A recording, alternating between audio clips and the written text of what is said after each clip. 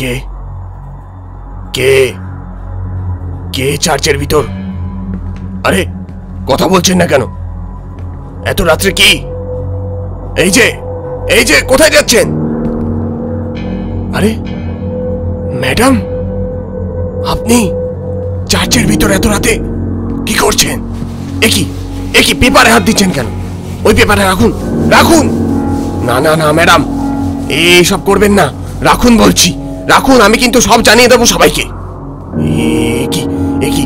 কি আপনি এগিয়ে আছেন কেন? কি ছেড়ে দিন, ছেড়ে দিন।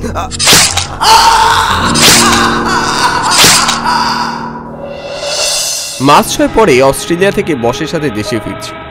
এয়ারপোর্ট থেকে যখন গাড়ি ছাড়লো তখন দুপুর গড়িয়েছে। রাস্তা কি জ্যাম, কখন যে ছাড়বে কে জানে, বড্ড বোরিং লাগছে। বস তার বাড়ির সামনে নেমে গেলে বিশালনগর টাউনে পৌঁছতে প্রায় 2 ঘন্টার বেশি লেগে গেল। বিশালনগরের শেষ প্রান্তে আমাদের বাড়ি। দুপুরে মায়ের হাতে রান্না খাচ্ছি। বাবা বললে, তা সৌভিক, আর দেশের বাইরে যেতে হচ্ছে না তো? না, আপাতত কাজ শেষ। এখানে অফিসে জয়েন করছিস তাহলে?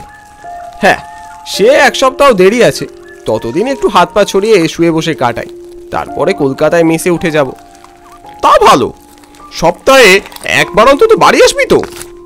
হ্যাঁ, সে তো আসবার কথাই আছে, কিন্তু অফিসের চাপ যদি বেশি থাকে সেটা বলতে পারছি না। ভালো ভালো, খুব ভালো। ওই যে ছোটন বলছিল আসবে। ছোটন গত 1 সপ্তাহ ধরে একটু অসুস্থ রয়েছে। অসুস্থ রয়েছে? কি হয়েছে? সে জানি না, ওকে জিজ্ঞেস করলে তেমন উত্তর দেয় না। আচ্ছা, আজ সন্ধ্যায় ওদের বাড়ি গিয়ে একবার দেখে আসবো। না না না না, সন্ধ্যাবেলা যাওয়ার দরকার নেই, কাল সকালে যাস। কেন, সন্ধ্যে গেলে কি হবে? অত শত জানি নে বাপু, তুই কাল সকালে যাবি, ব্যাস। রাতের বেলা নিজের ঘরে শুয়ে আছি। জানলা দিয়ে দূরের পুরনো চার্চটা চাঁদের আলোয় স্পষ্ট দেখা যাচ্ছে। রাত তখন প্রায় 3টে। ঘরের আলো বন্ধ করে শুলেও জেটল্যাগ থাকার জন্য ঘুম আসছে না। হঠাৎ চার্চের দিক থেকে রাত 3টের ঘন্টা পড়ার শব্দ হলো। আশপাশের সমস্ত বাড়ির লোকজন ঘুমিয়ে পড়েছে বোধহয়, শুধু আমি একাই জেগে আছি। হঠাৎ স্পষ্ট দেখতে পেলাম সর্বাঙ্গে কালো কাপড়ে ঢাকা এক ছায়ামূর্তি ঠিক আমার জানলার সামনে দাঁড়িয়ে রয়েছে। চোখ দুটো লাল। সে দৃষ্টিতে আমি যেন সম্মোহিত হয়ে যাচ্ছি। মূর্তি যেন কিছু বলতে চাইছে আমায়। ভালো করে চোখ রগড়ে আবার দেখলাম, না, ঠিক সেই মূর্তি। এবার সে কালো কাপড় ঢাকা মূর্তি ভেসে গ্রিলের জানলা ভেদ করে ঘরের ভিতরে ঢোকার চেষ্টা করলো। ঘর যেন আরো অন্ধকারে ডুবে যাচ্ছে। সম্বিত ফিরে পেতেই চিৎকার করে উঠলাম, বাঁচাও বাঁচাও! বিছানা ছেড়ে উঠে তাড়াতাড়ি ঘরের আলো জ্বালাতেই দেখলাম সে মূর্তি আর নেই। আমার চিৎকারে বাবা তড়িঘড়ি পাশের ঘর থেকে ছুটে এলো। কি হলো বাবু, কি হয়েছে? ওই জানলার ওখানে একটা লম্বা কালো মূর্তি দেখতে পেলাম, চোখ দুটো লাল। বাবা যেন একটু ঘাবড়ে গেল। বেশিক্ষণ তাকিয়ে থাকিস না তো বাবা? না না, আমি গন্ডগোল বুঝতে পেরেই তোমাদের ডাকলাম। আচ্ছা, এই অঞ্চলে ভূত বা অলৌকিক জাতীয় কিছু আছে নাকি? কেন, আগে তো এরম ছিল না। আগে তো অনেক রাত অব্দি বেশ জমজমাট থাকতো। এখন দেখছি চারিপাশ কেমন যেন নিস্তব্ধ, নিশ্চুপ। ওই চার্চটা পরিত্যক্ত হয়ে যাওয়ার পর থেকেই কয়েকজন বলে যে তারা নাকি এসব রাত্রির বেলায় কি সব অদ্ভুত জিনিস দেখতে পাচ্ছে, যেমন তুই আজ বললি। আচ্ছা, এই চার্চটা পরিত্যক্ত হলো কি করে? সে মাস 4 আগের কথা। একদিন সকালে ওই চার্চের ফাদারের মৃতদেহ চার্চের পাশের ওই গাছটায় ঝুলন্ত অবস্থায় পাওয়া যায়। মানুষের অনুমান তিনি আত্মহত্যা করেছিলেন। এরপর থেকেই পুলিশ ওই চার্চটাকে পরিত্যক্ত বলে ঘোষণা করেছে, যদিও এখনো অব্দি আমি কোনো আত্মা দেখিনি। সকালে উঠে টাউনের রাস্তা ধরে হাঁটতে হাঁটতে পৌঁছলাম ছোটনদের বাড়ি। গিয়ে দেখি অনেক লোক জমা হয়েছে ওদের বাড়ির সামনে। চমকে উঠলাম, কোনো বিপদ টিপদ হলো নাকি? তাড়াহুড়ো করে বাড়িতে ঢুকেই ছোটনের বাবার সাথে দেখা হলো। কাকু, কি হয়েছে ছোটনের? উদ্ভ্রান্তের মতো তিনি বললেন, কি আর বলবো বাবা, ছোটন আজ ভোরবেলা আত্মহত্যা করার চেষ্টা করেছে। সে কি? কেন? জানি না, কদিন ধরে খুব মনমরা হয়ে আছে ছেলেটা। কিছুই খায় না, কিছু বলে না, অদ্ভুত কি সব কথা বলে, ভিড় করে। আজ হঠাৎ এই কাণ্ড। ও একদিন বলছিল যে কি সব যেন দেখতে পাচ্ছে, অদ্ভুত মূর্তি টুর্তি জানলার ধারে। মফস্বল এলাকা, ভূতের গুজব লেগেই থাকে। ওর কথায় বিশেষ পাত্তা দিইনি কখনো, কিন্তু আজ। কথাটা শুনে ঘাবড়ে গেলাম আমি। কাল রাতে আমিও ঠিক এমনই ঘটনার সাক্ষী হয়েছিলাম। কাকু আর আমি ভিতরে গিয়ে দেখি দুর্বল শরীরে পড়ে রয়েছে ছোটন। ওকে দেখে রীতিমতো চমকে উঠলাম। ছোটনের চেহারা শীর্ণকায়, কথা বলার শক্তি পর্যন্ত নেই। ছোটন এত রোগা হলো কি করে? আমি কিছুই বুঝতে পারছি না বাবা, হঠাৎ করেই এমন শরীরের অবনতি হলো। কোনো ডাক্তার নেই এখানে? ডাক্তার বাবা একজন এসেছে কয়েক মাস হলো। এই যে চার্চটা পেরিয়ে কবরখানা পড়ে, ওর পিছনে নিরিবিলিতে একটা ছোট বাড়িতে ভাড়া নিয়ে একটা ডাক্তার থাকেন। কি যেন নাম? হ্যাঁ, ডাক্তার প্রদীপ সেন। আচ্ছা বেশ কাকু, তাহলে আমরা ডাক্তার প্রদীপ সেনকে সন্ধেবেলায় গিয়ে নিয়ে আসবো। সন্ধ্যায় আমি আর কাকু হেঁটে যাচ্ছি পরিত্যক্ত চার্চের পাশ দিয়ে। হঠাৎ বিদ্যুৎ চমকে উঠল। চার্চের সাথে লাগোয়া গাছগুলো নড়তে লাগলো হাওয়ায় টলমল করে। জায়গাটা কিন্তু সত্যি ভয়ানক। আচ্ছা, এই চার্চের ফাদার আত্মহত্যা করেছিলেন কেন? জানি না বাবা, তবু সবাই বলে যে ফাদারের আত্মাকে নাকি অনেকেই দেখতে পায়। ওই দেখুন গাছের পিছনে দুটো লাল চোখ দেখা যাচ্ছে না? কোথায় বাবা, কোথায়? তাড়াতাড়ি এখান থেকে চলুন। আমার মনে হয় কালো রঙের পোশাক পরা আমাদের কেউ ফলো করছে। কোথায়? আমি তো কিছু দেখতে পাচ্ছি না বাবা। ঠিক আছে, তাড়াতাড়ি পা চালিয়ে চলো। কবরখানায় আর এই চার্চের জায়গাটা বলেছি না, মোটে সুবিধার নয়।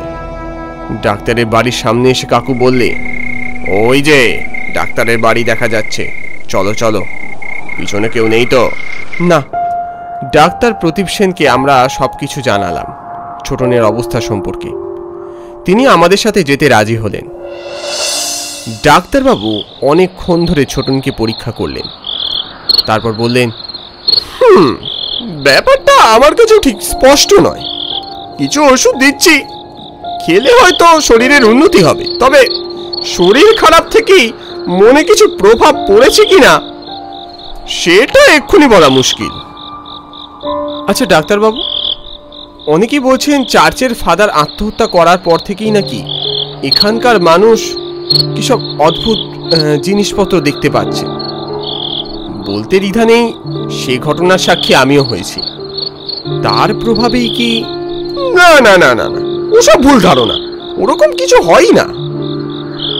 কাকু, আমি ডাক্তারবাবুকে পৌঁছে দিয়ে আসছি। আচ্ছা। ডাক্তারবাবুকে এগিয়ে দিয়ে ফেরত আসতে যাব, এমন সময় ডাক্তারবাবু বললেন, সমীরবাবু, আপনাদের একটা কথা বলা হয়নি। তাকালাম জিজ্ঞাসু চোখে। ডাক্তার বললেন, ওই কালো কাপড়ে ঢাকা মুখ আর লাল চোখের মূর্তি আমিও দেখেছি। একজন ডাক্তার হয়ে এই ভয়ের কথা বলতে আমি কোথাও যেন লজ্জিত বোধ করছি। আমার বিশ্বাস এই পরিত্যক্ত চার্চের মধ্যেই কিছু একটা রহস্য আছে। আমি বললাম, আমারও তাই মনে হয়। আচ্ছা, ব্যাপারটা কি আমাদের খতিয়ে দেখা উচিত নয়? কি বলেন আপনি? আমার তো মনে হয় এই ব্যাপারটা নিয়ে আমাদের এগোনো উচিত। আচ্ছা, আপনার ফোন নম্বর আমার কাছে আছে। রাত্রিরে যদি কিছু দেখতে পাই আপনাকে জানাতে পারি। অবশ্যই, আমি রাত্রিরেও অ্যাভেলেবেল। আপনি যে কোনো সময় আমাকে ফোন করতে পারেন। ডাক্তারের কথায় আমি কিছুটা আশ্বস্ত বোধ করলাম। রাতের দিকে শুয়ে রয়েছি, হঠাৎ কিছু আওয়াজ কানে শুনতে পেলাম। সঙ্গে সঙ্গে ধর্মড়িয়ে বিছানা থেকে উঠে পড়লাম। চার্চের দিক থেকে আসছে বলে মনে হলো এই আওয়াজটা। আমি উঠে পড়লাম। ঘড়িতে তখন রাত 1:30। ডাক্তার প্রদীপ সেনকে ফোন করলাম। হ্যালো ডাক্তারবাবু, চার্চের দিক থেকে কিছু একটা শব্দ ভেসে আসছে বলে মনে হচ্ছে। হ্যাঁ, হ্যাঁ, আমিও তাই শুনতে পাচ্ছি অনেকক্ষণ ধরে। আমি কি করব তাহলে? আপনি বেরিয়ে আসুন। আমি আমি আমি ওই ওই চার্চের দিকে আছি। গভীর রাত, পূর্ণিমার চাঁদ আকাশে। আমি হেঁটে চলেছি সে অতিকায় পরিত্যক্ত চার্চের দিকে।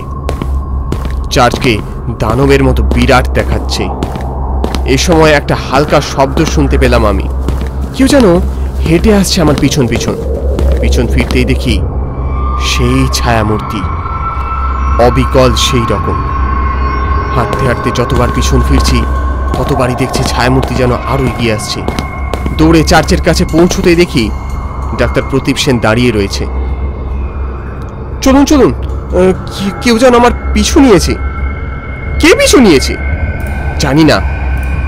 ভিতর থেকে শব্দ আমি অনেকক্ষণ ধরেই পেয়েছি। সে ফাদারের আত্মা কিনা তা আমি জানি না। আর অপেক্ষা নয়, ভিতরে চলুন, গিয়ে দেখি। চার্চের দরজা ঠেলে ভিতরে একবার দেখলো ডাক্তার। আমি ত্রস্ত স্বরে বললাম, কি হলো, কাউকে দেখতে পেলেন? না তো, কেউ নেই। আমার মনে হয় কি জানেন তো, চার্চের ভিতর থেকে নয়, ওই কবরখানার দিক থেকে শব্দ আসছে। কবরখানা? কি বলছেন? একদম তাই। চলুন চলুন, চার্চের পিছন দিক দিয়ে একটা কবরখানায় যাওয়ার রাস্তা আছে, চলুন আপনাকে নিয়ে যাই। অগত্যা উপায় না পেয়ে আমি ডাক্তারের সঙ্গে চার্চের পিছনের রাস্তা দিয়ে কবরখানার দিকে এগিয়ে গেলাম। ডাক্তার প্রদীপ সেন আগে আর আমি পিছনে। কোনো রকমে পিছনের রাস্তা দিয়ে পৌঁছলাম কবরখানায়। দেখি সে কালো কাপড়ে ঢাকা মূর্তি সেই কবরখানার ভিতরে একটা সমাধির উপর ভাসছে আর কি সব বলে চলেছে। এবার সেই ভুতুড়ে মূর্তি আমার দিকে ফিরলে মুখের কাপড় সরে গেল তার। আতঙ্কে চমকে উঠলাম। এ কি, এ তো ফাদার নয়, এ তো একজন মহিলা। ডাক্তার শয়তানি হাসি হাসলো এবার। ওহে ওহে ওহে মূর্খ, উনি ফাদার নয়, উনি একজন নানের আত্মা। নাম অ্যাবাইগেল দিয়াসেন। আমি আতকে উঠলাম। আপনি কি করে জানলেন এসব?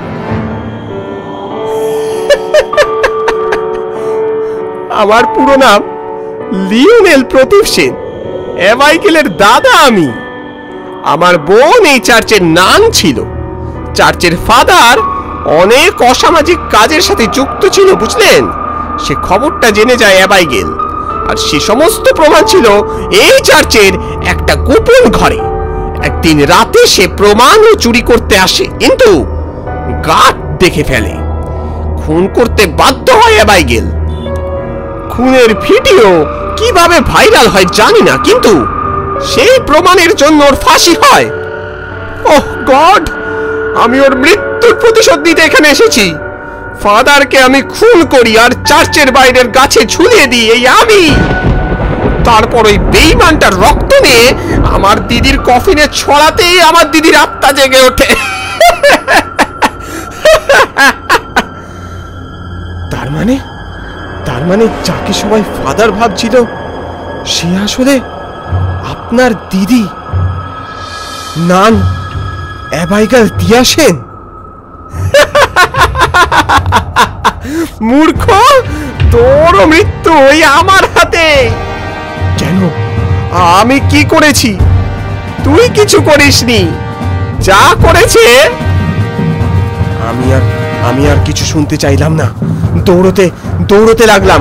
দেখলাম কেউ কোথাও নেই। কবরগুলো ফুঁড়ে সব মরারা যেন বেরিয়ে আসছে। সেই নানের ইশারায় তারা আমায় তাড়া করছে। আমি পালিয়ে বাঁচতে গেলেই পথ আটকে দাঁড়ালো সেই ডাক্তার। আত্মারা এখন অনেক কাছে, তারা চেপে ধরতে আসছে আমায়। নানের বিভৎস হাসি আমার কানে তালা ধরিয়ে দেয়। এই সময় বেশ কিছু লোকের চিৎকার শুনলাম আমি। সম্ভবত তারা চার্চে আগুন লাগিয়ে দিয়েছে। আমি দৌড়ে কোনো রকমে পালানোর চেষ্টা করেও পারলাম না। আমি অজ্ঞান হওয়ার আগে ঝাপসা চোখে দেখলুম বাবা, কাকুয়ার সাথে আরো কয়েকজন লোক। পরদিন সকালে জানলাম সবটা। আমায় ঘিরে রয়েছে মা, কাকু আর ছোটন। তোকে একা বেরোতে দেখেই সন্দেহ হয়েছিল। ওই ডাক্তারের ওপর প্রথম থেকেই আমি একটা সন্দেহ করেছি। আচ্ছা, আমাদের পরিবারের সাথে নানের কি শত্রুতা আছে বলতে পারো?